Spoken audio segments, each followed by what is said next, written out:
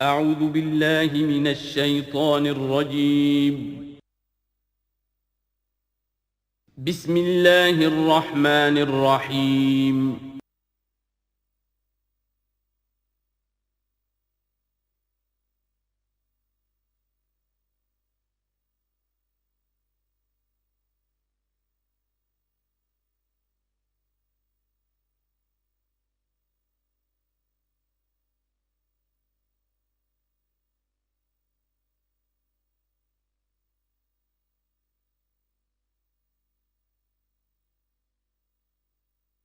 بسم اللہ الرحمن الرحیم یا بنی اسرائیل اذکروا نعمتی التی انعمت علیکم وانی فضلتکم علی العالمین واتقوا یوما لا تجزی نفس عن نفس شیئا ولا يقبل منها شفاعة ولا یؤخذ منها عدل ولا هم ینصرون صدق اللہ العظیم رب اشرح لی صدری ویسر لی امری واحلل عقدۃ من لسانی یفقہوا قولی۔ جیسا کہ میں نے عرض کیا تھا، سورہ بقرہ کے 5ویں رکوع سے اور 14ویں رکوع تک تو مسلسل، بلکہ 15ویں رکوع کی بھی پہلی 2 آیات شامل کرنی ہوں گی۔ یہ 10 رکوعوں سے 2 آیات زائد ہیں کہ جن میں خطاب کل کا کل بنی اسرائیل سے ہے۔ البتہ اس میں یہ فرق ہے کہ پہلا رکوع جو ہے وہ ان کو دعوت پر مشتمل ہے، نبی اکرم صلی اللہ علیہ وسلم پر ایمان لانے کی پرزور دعوت۔ بقیہ یہ 9 رکوع جو ہے یہ ان پر فرد قرارداد جرم ہے جو عائد کی جا رہی ہے۔ ہم نے تمہارے ساتھ یہ احسان و اکرام کیا، تم پر یہ فضل کیا، یہ کرم کیا، تمہیں یہ حیثیت دی، تمہیں یہ مقام دیا، تم نے اس طور سے اپنے اس مشن کی خلاف ورزی کی، اپنے مقام اور مرتبے کو چھوڑ کر اور دنیا پرستی اختیار کی۔ یہ جو 9 رکوع ہیں ان میں بنی اسرائیل کی تاریخ کا تو یوں سمجھیے کہ ایک بہت بڑا حصہ اور نمایاں اس کے فیچرز آئیں گے، لیکن یہ سمجھ لیجئے کہ اصل میں یہ امت مسلمہ کو بھی ایک پیشگی تنبیہ ہے کہ کوئی مسلمان امت جب بگڑتی ہے تو یہ چیزیں اس میں آ جاتی ہیں۔ چنانچہ احادیث موجود ہیں حضور کی، لَيَأْتِيَنَّ عَلَىٰ أُمَّتِي مَا أَتَىٰ عَلَىٰ بَنِي إِسْرَائِيلَ حَزْوَ النَّعْلِ بِالنَّعْلِ۔ میری امت پر بھی وہ سب حالات وارد ہوں گے جو بنی اسرائیل پر آئے، بالکل ایسے جیسے ایک جوتی دوسری جوتی سے مشابہ ہوتی ہے۔ ایک اور حدیث میں فرمایا لَتَتَّبِعُنَّ سُنَنَ مَنْ قَبْلِكُمْ، تم لازماً اپنے سے پہلوں کی پیروی کرو گے۔ اور اس میں اس حد تک بھی آپ نے وضاحت کر دی کہ اگر وہ سابق امت مسلمہ، سابق امت، اگر وہ گوہ کے بل میں گھسی تھی تم بھی گھسو گے، اور اگر ان میں کوئی بدبخت ایسا اٹھا جس نے اپنی ماں سے زنا کیا تو تم میں سے بھی کوئی شقی ایسا ضرور اٹھے گا جو یہ حرکت کرے گا۔ اس اعتبار سے ان رکوعوں کو پڑھتے ہوئے یہ نہ سمجھیے یہ اگلوں کی داستان ہے، پچھلوں کی کہانیاں ہیں، نہیں۔ خوش طرح باشد کے سر دل براں، گفت آیت در حدیث دیگراں، یہ ہمارے لیے ایک آئینہ ہے اور ہمیں ہر مرحلے پر سوچنا ہوگا، دروں بینی کرنی ہوگی، انٹروسپیکشن، کہ کہیں اسی گمراہی میں ہم مبتلا تو نہیں۔ دیکھتے جائیے گا۔ دوسرا نقطہ پہلے سے یہ سمجھ لیجئے، یہ جو 2 آیتیں میں نے 6 رکوع کی تلاوت کی ہیں، بعین ہی یہی 2 آیتیں 15ویں رکوع میں آئیں گی، اور اس کو یوں سمجھیے کہ یہ 2 بریکٹس ہیں۔ 9 رکوعوں کا مضمون ان 2 بریکٹس کے درمیان ہے۔ یہ 2 آیتیں یہاں سے بریکٹ شروع ہو رہی ہیں، وہ 2 آیتیں ان پر بریکٹ ختم ہو رہی ہیں، بعین ہی وہی آیات۔ ایک آیت میں تو شوشے کا بھی فرق نہیں، دوسری آیت میں صرف ترتیب بدلی ہے، مضمون وہی ہے۔ اس کے مابین جو کچھ ہے، اس سے باہر یہ جو 5واں رکوع تھا، اس کے مضامین گویا کہ ضرب کھا رہے ہیں بریکٹ کے اندر کے سارے مضامین سے۔ یہ حساب کا بہت ہی عام فہم سا قاعدہ ہے، بریکٹ کے باہر کوئی رقم لکھی ہوئی ہے جس کے بعد کوئی زبر، کوئی جمع یا تفریق اگر نہیں ہے تو وہ ضرب کھائے گی، بریکٹ کے اندر جتنی بھی ویلیوز ہیں ان کے ساتھ ضرب کھائے گی۔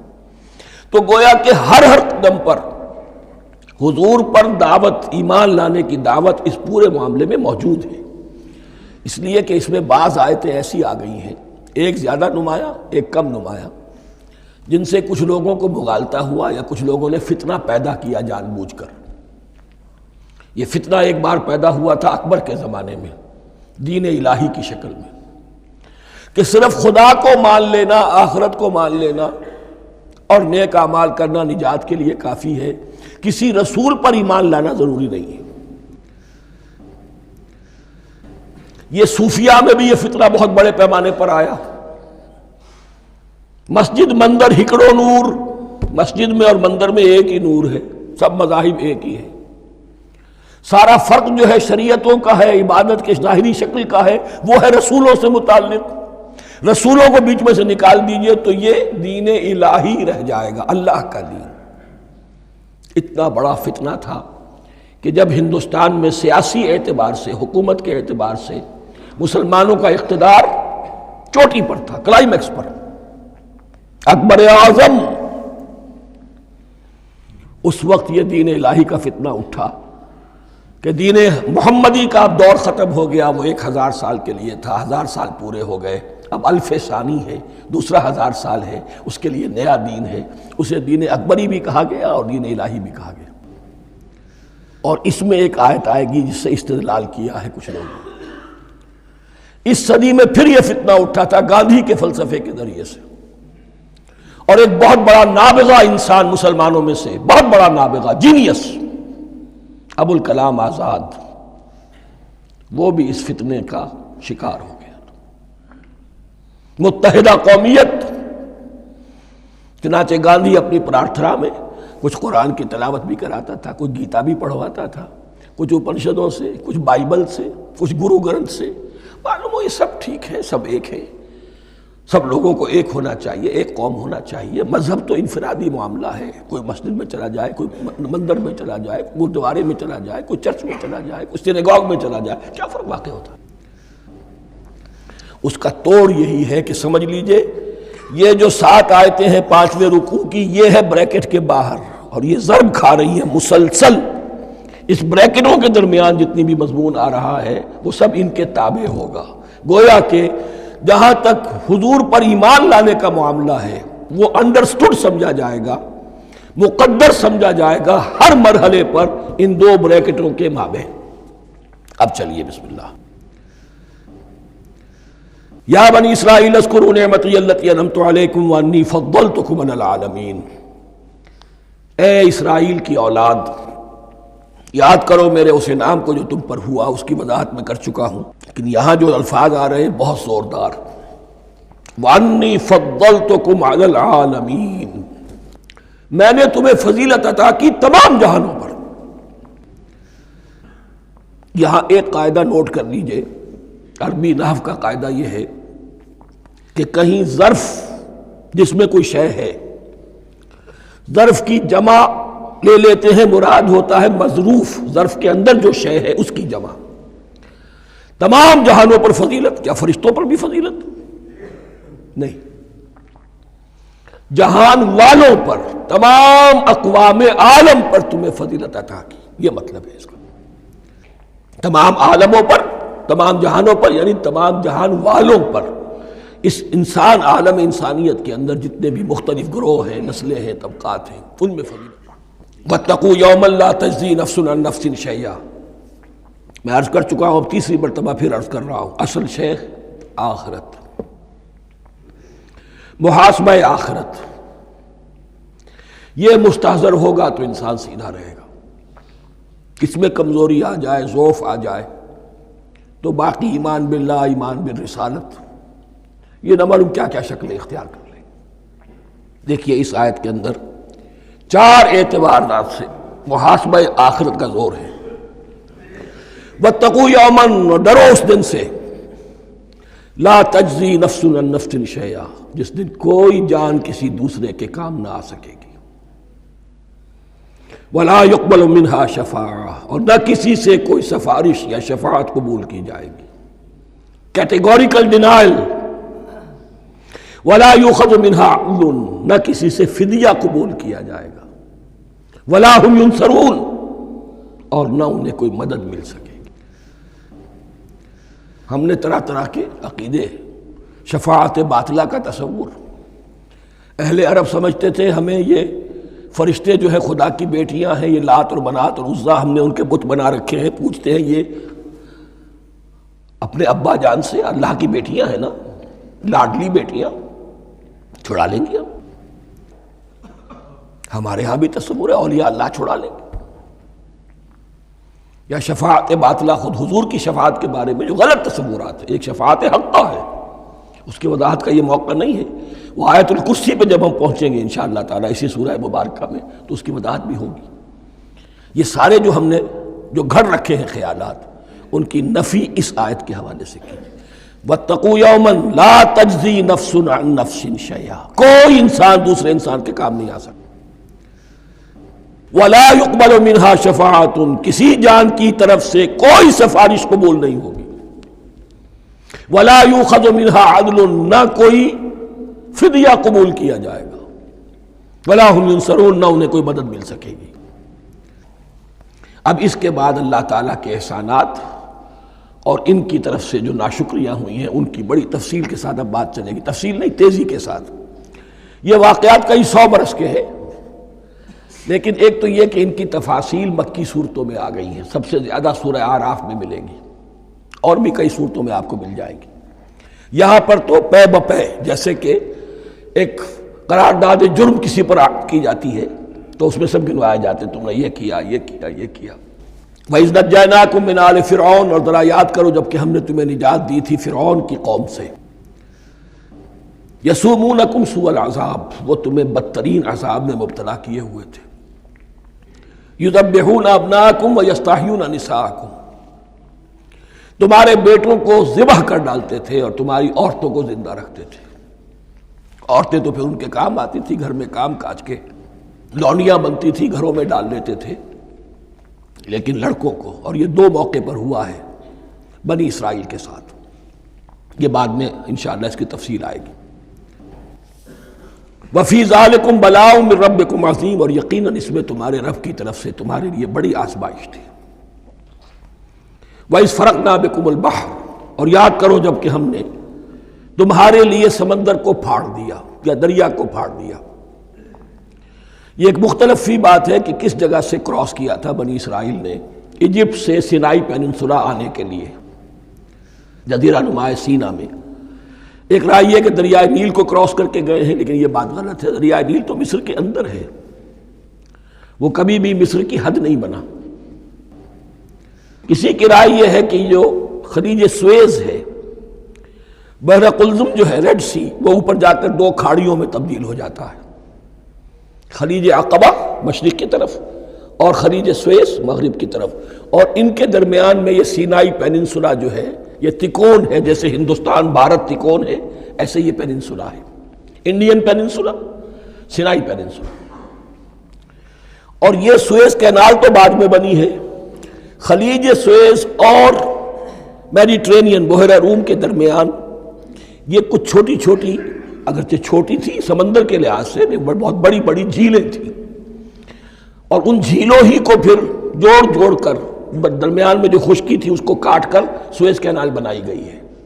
تو اب تو یہ مسلسل ایک رابطہ ہے، لیکن معلوم ہوتا ہے کہ یا تو خلیج سویس کو کراس کیا ہے حضرت موسیٰ علیہ السلام نے، اور یہی میری رائے زیادہ یہی ہے، اس لیے کہ کوہ طور جو ہے وہ اس پیننسولا کی ٹپ پر ہے، نیچے ہے یہاں، جہاں پر بھی ان کا قیام رہا، اور جہاں پھر حضرت موسیٰ کو 40 دن کے لیے کوہ طور پر بلا کر اور پھر انہیں تورات دی گئی ہے۔ تو معلوم ہوتا ہے کہ جو خلیج سویز ہے اسے کراس کیا ہے۔ کراس کس طرح کیا ہے کہ حضرت موسیٰ کے عصا کی ایک ضرب سے سمندر پھٹ گیا۔ فَكَانَ كُلُّ فِرْقٍ كَالطَّوْدِ الْعَظِيمِ، دونوں طرف چٹانوں کے مانند پہاڑ کی طرح جو ہے وہ سمندر کھڑا ہو گیا، اس کے راستے سے یہ نکل گئے۔ اور پھر جب فرعون اور اپنا لشکر لے کر جب آیا ہے، اس نے سوچا ہم بھی نکل جائیں، وہ غرق ہو گئے، اس لیے کہ دونوں طرف کا پانی آپس میں مل گیا۔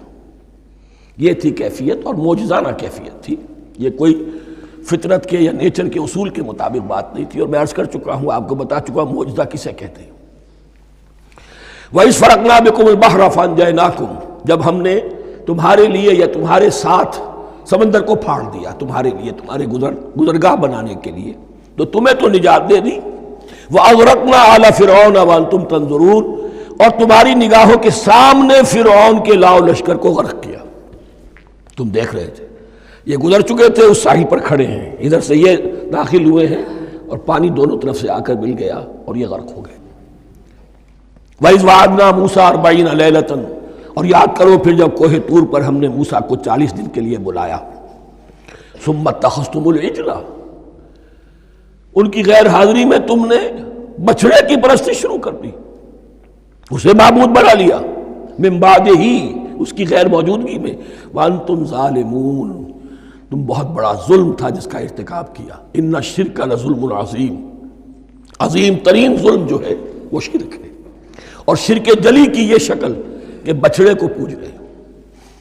ثم عفونا عنکم من بعد ذلک، پھر ہم نے تمہیں اس کے بعد بھی معاف کیا، یہ ہمارا کرم رہا ہے، ہماری رحمت رہی۔ من بعد ذلک لعلکم تشکرون، تاکہ تم شکر کرو۔ وَإِذْ آتَيْنَا مُوسَى الْكِتَابَ وَالْفُرْقَانَ لَعَلَّكُمْ تَهْتَدُونَ، اور یاد کرو جب کہ ہم نے موسیٰ کو کتاب اور فرقان عطا فرمائی۔ یہ فرقان حق اور باطل کے درمیان فرق کر دینے والی چیز، اور کتاب عام طور پر جو آتا ہے وہ شریعت کے لیے آتا ہے، شریعت بھی دی، کتاب بھی دی، اور فرقان بھی دیا، لعلکم تہتدون، تاکہ تم ہدایت پاؤ۔ وَإِذْ قَالَ مُوسَىٰ لِقَوْمِهِ، اور یاد کرو جب کہ کہا تھا موسیٰ نے اپنی قوم سے، یا قوم انکم ظلمتم انفسکم باتخاذکم العجل، اے میری قوم کے لوگو، یقیناً تم نے اپنے اوپر بڑا ظلم کیا ہے بچڑے کو معبود بنا کر۔ فَتُوبُوا إِلَىٰ بَارِئِكُمْ، پس توبہ کرو اپنے پروردگار، اپنے خالق کی جناب میں۔ باری اللہ تعالیٰ ہے، باری۔ فَاقْتُلُوا أَنفُسَكُمْ، تو قتل کرو اپنے آپ کو۔ یہ چیز جو ہے تورات میں تفصیل سے آئی ہے، قرآن میں نہیں ہے۔ اسی اعتبار سے میں نے آپ کو بتایا تھا کہ تورات کا مطالعہ اس اعتبار سے مفید ہے کہ بہت سے واقعات کا قرآن میں ذکر ہے، اجمالاً اشارہ ہے، اس کی تفصیل کے لیے ہمیں تورات سے رجوع کرنا پڑتا ہے، ورنہ یہ کہ اس آیت کا صحیح مفہوم واضح نہیں ہوگا۔ فَاقْتُلُوا أَنفُسَكُمْ، اپنے آپ کو قتل کرو، کیا مانی؟ یہ قتل مرتد کی سزا ہے۔ وہاں معلوم ہوتا ہے کہ حضرت موسیٰ نے یہ حکم دیا، 12 قبیلے تھے، ہر قبیلے میں سے کچھ لوگوں نے یہ کفر اور شرک کیا، باقی لوگوں نے نہیں کیا۔ انہیں حکم دیا گیا کہ اپنے قبیلے کے لوگ ان کو قتل کریں جو ان کے قبیلے میں سے اس کفر کے مرتکب ہوئے۔ انفسکم سے مراد یہ اپنے قبیلے کے لوگوں کو تم قتل کرو، اس لیے کہ قبائلی زندگی جو ہوتی ہے آپ کو معلوم ہے، اس میں کوئی اور قبیلہ ہاتھ لگا دے تو قبائلی عصبیت بھڑک اٹھے گی۔ 70,000 یہودی قتل ہوئے، اس سے بڑی توبہ اور ممکن نہیں، اس سے بڑا پرج، کسی بھی آئیڈیولوجیکل پارٹی کے اندر پرج بہت ضروری ہوتا۔ کچھ لوگ آ گئے ایک نظریے کو قبول کر کے، رفتہ رفتہ نظریہ اوجل ہو گیا، کچھ مفادات، کچھ چودراہٹیں یہ مقدم ہو گئی، اسی سے جماعتیں خراب ہوتی ہیں، غلط راستے پہ پڑ جاتی ہیں، تحریکیں بھٹک جاتی ہیں۔ تو آئیڈیولوجیکل پارٹیز، نظریاتی جماعتیں پرج کرتی رہتی ہیں کہ جو بھی ہمارے نظریے سے ہٹ گئے اب ان کو ہم کاٹ کر علیحدہ کر۔ یہی سے قتل مرتد، تو یہ چیز حدیث میں ہے یا پھر قرآن میں یہاں ہے۔ اس حوالے سے جو لوگ ہمارے ہاں بعض علماء بھی ہیں، جدید دانشور ہیں، جو قتل مرتد کی جو حد ہے اسلام میں اس کو تسلیم نہیں کرتے، لیکن میرے نزدیک یہ شریعت موسوی کا تسلسل ہے کہ شریعت موسوی کی جس شے کو بدلا نہ گیا ہو، جس کے بارے میں صراحتاً یہ معلوم نہ ہو کہ یہ شے تبدیل کر دی گئی، تو وہ شریعت محمدی کا جز بن گئی۔ زنا پر رجم کا معاملہ بھی یہی ہے۔ قرآن مجید میں رجم کی صریح آیت کوئی موجود نہیں ہے، حدیث میں ہے۔ قرآن مجید میں مرتد کے قتل کے لیے کوئی آیت موجود نہیں ہے، حدیث میں ہے، سنت میں ہے، اور دونوں کی کا جو منبع ہے وہ اصل میں تورات ہے۔ تو اس بات کو اچھی طرح نقل کر دیجئے، یہ جگہ اکثر لوگ جو ہے یہاں بہت سرسری طور سے گزر جاتے ہیں، یہ بہت اہم ہے۔ اور اس کے لیے تورات کی طرف رجوع کیجئے. 70,000 6 لاکھ کل تھے جب یہ مصر سے نکلے ہیں. 6 لاکھ تھے. کتنے عرصے کے بعد پیننسولا پہنچے ہیں، سینائی پیننسولا میں اور طور میں کچھ اور ان کی تعداد بڑھ گئی ہوگی، لیکن یہ کہ ان میں سے 70,000 کو قتل کیا اپنے ہاتھوں سے. ہر قبیلے نے اپنے جو مرتد تھے ان کو اپنے ہاتھ سے قتل کیا. فَتُوبُوا إِلَىٰ بَارِئِكُمْ فَاقْتُلُوا أَنفُسَكُمْ ذَلِكُمْ خَيْرٌ لَكُمْ عِندَ بَارِئِكُمْ، یہی تمہارے لیے تمہارے رب کے نزدیک بہتر بات ہے. فَتَابَ عَلَيْكُمْ، تو اللہ نے تمہاری توبہ قبول کر لی. توبہ قبول کس طرح ہوئی؟ یہ تزکیہ ہوا ہے امت کا کہ ان میں سے جن لوگوں نے اتنی بڑی غلط حرکت کی ہے ان کو کاٹ کر، ذبح کر کے، ان کو قتل کر کے پھینک دیا. انہ هو التواب الرحیم، یقیناً وہ تو ہے ہی بہت توبہ کا قبول فرمانے والا اور بہت رحم فرمانے والا. وَإِذْ قُلْتُمْ يَا مُوسَىٰ لَن نُّؤْمِنَ لَكَ حَتَّىٰ نَرَى اللَّهَ جَهْرَةً، ایک اور واقعہ ان کی تاریخ کا. اور یاد کرو جب کہ تم نے کہا تھا اے موسیٰ ہم تو تمہاری بات نہیں مانیں گے. ایمان کے بعد جب لام کا حرف آئے تو اس کے معنی صرف تصدیق کے ہوتے ہیں. لن نؤمن لک، ہم آپ کی بات کی تصدیق نہیں کریں گے. حتی نر اللہ جہرتن، جب تک کہ ہم دیکھ نہ لیں اللہ کو عیانن.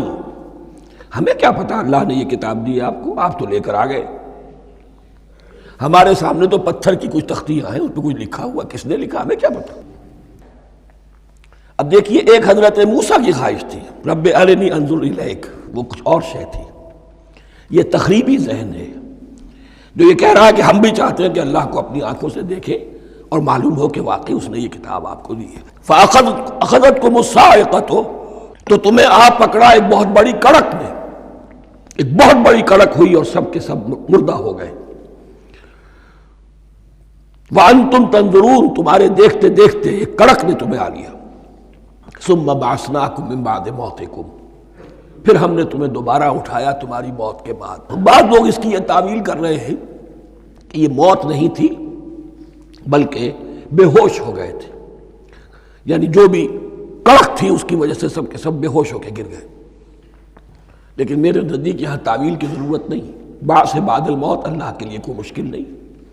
ہم الفاظ کو خواب کا کو ان کے اصل جو مفہوم ہے جو کہ صاف ہے صریح ہے اس سے خواب کا کاہے کے لیے موڑ کر لے کر جائیں. ثم بعثناکم من بعد موتکم لعلکم تشکرون، تاکہ تم شکر کرو.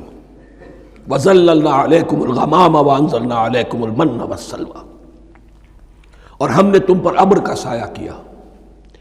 اب 6 لاکھ کا قافلہ چل رہا ہے، سینائی پیننسولا، صحرا، کوئی اوٹ نہیں، کوئی سایہ نہیں، دق و دق، دھوپ کی تپش. تو اللہ کا فضل ہوا کہ ایک سائے کی طرح ابر جو ہے ان کے ساتھ ساتھ جہاں جہاں وہ جا رہے ہیں وہ ابر ان پر سایہ کیے ہوئے. وَأَنزَلْنَا عَلَيْكُمُ الْمَنَّ وَالسَّلْوَىٰ، کھانے کو کچھ نہیں تو من اور سلوہ نازل کیے گئے. من ایسے اترتا تھا رات کے وقت کہ جیسے شبنم کے قطرے ہوتے ہیں، لیکن وہ ہوتا تھا کسی ایسی چیز کا جس میں شیرینی تھی، اور پھر وہ زمین پر آ کر جم کر وہ ایک گویا کے دانہ بن جاتے تھے. یہ ان کا اناج ہو گیا. کاربوہائیڈریٹ سپلائی اس سے ہو گئی، من سے. اور سلوہ ایک خاص قسم کا پرندہ بٹیر کی شکل کا جو بے پناہ بڑی تعداد میں ان کے بڑے بڑے جھنڈ آتے تھے شام کے وقت، اور وہ ان کے ڈیرا جہاں ہوتا تھا اس کے گرد وہ اتر آتے تھے، اور رات کی تاریکی میں یہ آسانی سے ان کو پکڑتے تھے، ان کو کھاتے تھے بھون کر، اور یہ ان کی پروٹین ہو گئی. پوری غذا جو ہے اللہ تعالیٰ نے ان کو فراہم کر دی. وَأَنزَلْنَا عَلَيْكُمُ الْمَنَّ وَالسَّلْوَىٰ كُلُوا مِن طَيِّبَاتِ مَا رَزَقْنَاكُمْ، کھاؤ ان پاکیزہ چیزوں کو جو ہم نے تمہیں عطا کی ہیں. وَمَا ظَلَمُونَا، ہم نے تو ان پر کوئی ظلم نہیں کیا. وَلَٰكِن كَانُوا أَنفُسَهُمْ يَظْلِمُونَ، لیکن وہ خود ہی اپنے اوپر ظلم ڈھاتے رہے، ہر قدم پر نافرمانی اور ناشکری. اس کی بھی ناشکری آگے آ جائے گی چل کر، من و سلوہ سے بھی ناشکری کی انہوں نے. وَإِذْ قُلْنَا ادْخُلُوا هَٰذِهِ الْقَرْيَةَ فَكُلُوا مِنْهَا حَيْثُ شِئْتُمْ رَغَدًا وَادْخُلُوا الْبَابَ سُجَّدًا وَقُولُوا حِطَّةٌ نَغْفِرْ لَكُمْ خَطَايَاكُمْ. اور یاد کرو جب کہ ہم نے تم سے کہا تھا اس شہر میں داخل ہو جاؤ اور پھر کھاؤ اس میں سے با فراغت جہاں سے چاہو جو چاہو. لیکن دیکھنا دروازے میں داخل ہونا جھک کر اور کہتے رہنا مغفرت مغفرت مغفرت، ہم تمہاری خطاؤں سے درگزر فرمائیں گے۔ اس آیت کو سمجھنے کے لیے ذرا تاریخی بات سمجھ لیجئے۔ صحرائے سینا میں آنے کے بعد اور یہ جو کتاب تورات انہیں مل گئی تھی، اس کے بعد حضرت موسیٰ علیہ السلام کے ہی زمانے میں انہیں جہاد اور قتال کا حکم ہوا۔ اس سے پوری قوم نے انکار کر دیا، یہ سورہ مائدہ میں آئے گا۔ اس پر اللہ تعالیٰ نے ایک سزا مسلط کر دی ان پر کہ 40 برس تک اسی صحرا میں بھٹکتے پھریں گے۔ اگر یہ ابھی قتال کرتے، جہاد کرتے، تو پورا فلسطین ان کے ہاتھ پر ابھی فتح کرا دیتے، لیکن چونکہ انہوں نے بزدلی دکھائی ہے، اب سزا یہ ہے فَإِنَّهَا مُحَرَّمَةٌ عَلَيْهِمْ 40 سَنَةً يَتِيهُونَ فِي الْأَرْضِ، اب 40 برس تک یہ اسی صحرا میں بھٹکتے پھریں گے، اور ارض فلسطین جو ان کے لیے ارض موعود تھی وہ ان پر حرام کر دی گئی 40 سال کے لیے۔ اس 40 سال کے عرصے میں حضرت موسیٰ کا بھی انتقال ہو گیا، حضرت ہارون کا بھی ہو گیا، اور اس عرصے میں ایک نئی نسل پیدا ہوئی۔ وہ جو غلامی کا داغ اٹھائے ہوئی نسل آئی تھی مصر سے، جن کے اندر مورل کیریکٹر جو ہے وہ بہت کمزور ہو جاتا ہے، وہ پوری نسل ختم ہو گئی، نئی نسل اب پیدا ہوئی۔ 40 برس صحرا میں پیدا ہوئے، یہی پلے بڑھے، ان میں اب ایک جذبہ تھا۔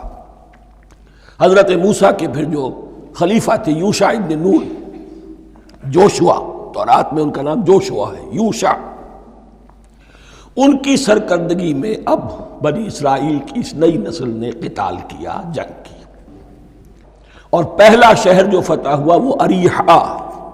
آج بھی وہ شہر جو ہے جیریکو جو آپ دیکھتے ہیں خبروں کے اندر آتا ہے بار بار، اریحا اس کا پرانا نام ہے، یہ شہر فتح ہوا۔ اس فتح کی بات کا تذکرہ ہو رہا ہے، یاد کرو جب کہ ہم نے تم سے کہا تھا اس بستی میں، اس شہر میں داخل ہو جاؤ فاتحانہ، اور پھر جو کچھ یہاں ہے، جو نعمتیں ہیں ان سے متمتع ہو، کھاؤ پیو، لیکن داخل ہونا سجدہ کرتے ہوئے، مراد کیا؟ جھک کر، یعنی ایسا نہ ہو کہ تکبر کی وجہ سے تمہاری گردنیں اکڑ جائیں، گردنیں جھکا کر اللہ کا احسان مانو، یہ نہ سمجھو کہ یہ فتح تم نے حاصل کی۔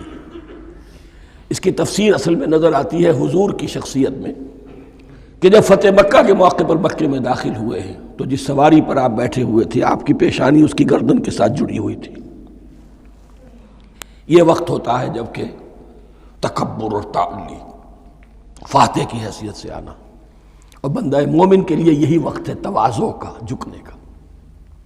وَقُولُوا حِطَّةٌ، حتیٰ یہود تو کہتے ہیں جھاڑ دینے کو، تو اس کے معنی کیا ہے؟ اے اللہ ہمارے گناہ جھاڑ دے، مغفرت، اے اللہ ہمیں مغفرت، ہماری مغفرت فرما، جو خطائیں ہو گئی بخش دے۔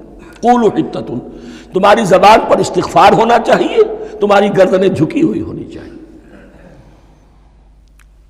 نغفر لکم خطایاکم، اگر تم اس پر عمل کرو گے ہم تمہاری خطائیں جو ہیں انہیں معاف فرما دیں گے۔ وسنزید المحسنین، اور جو تم میں محسن ہوں گے انہیں اور بھی زیادہ دیں گے، اور انعام و اکرام آئیں گے۔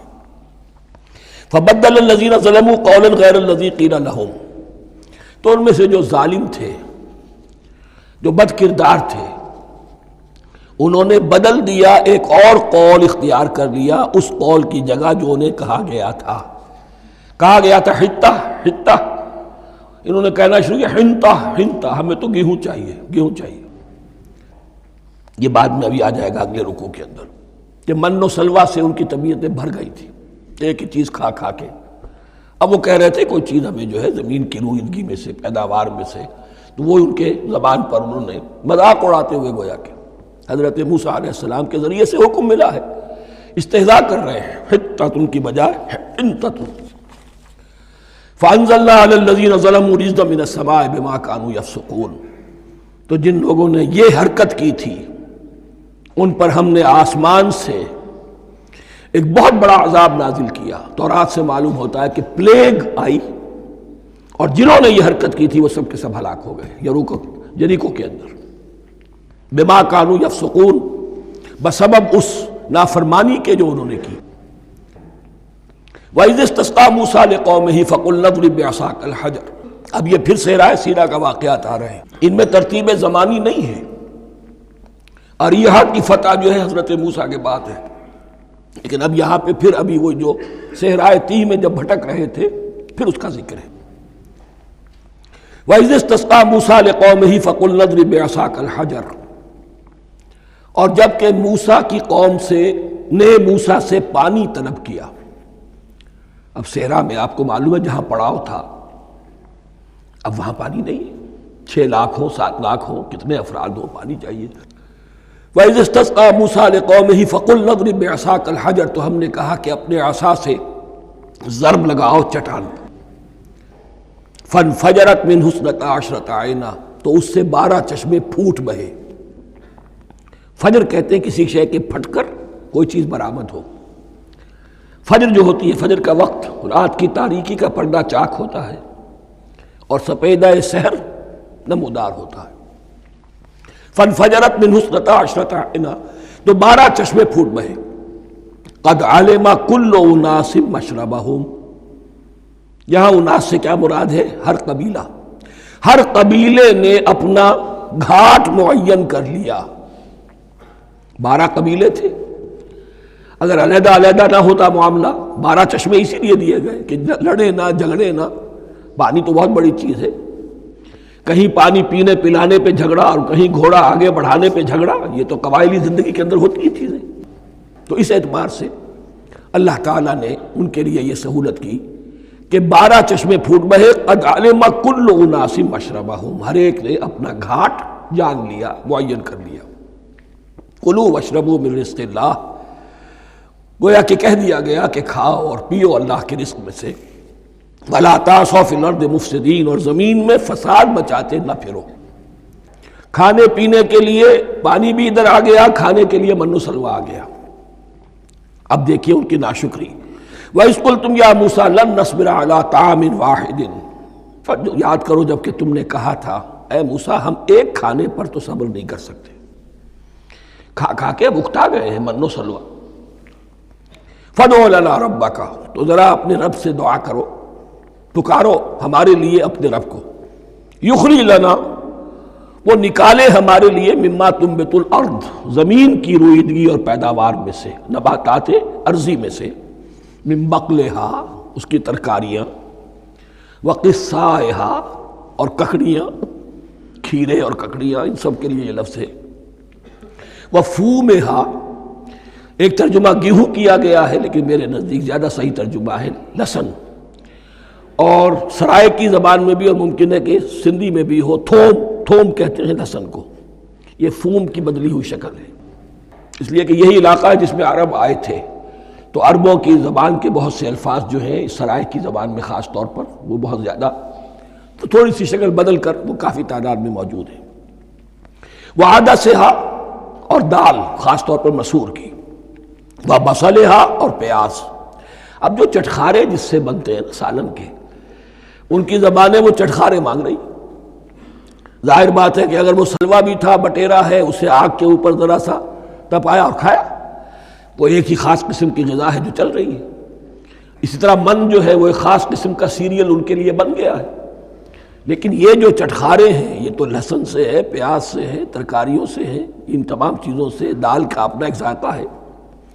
قَالَ تَسْتَبْدِلُونَ الَّذِي هُوَ أَدْنَىٰ بِالَّذِي هُوَ خَيْرٌ، حضرت موسیٰ نے فرمایا کیا تم وہ شے بدلے میں لینا چاہتے ہو اس کے، کیا وہ شے جو کمتر ہے بدلے میں چاہتے ہو اس کے کہ جو بہتر ہے؟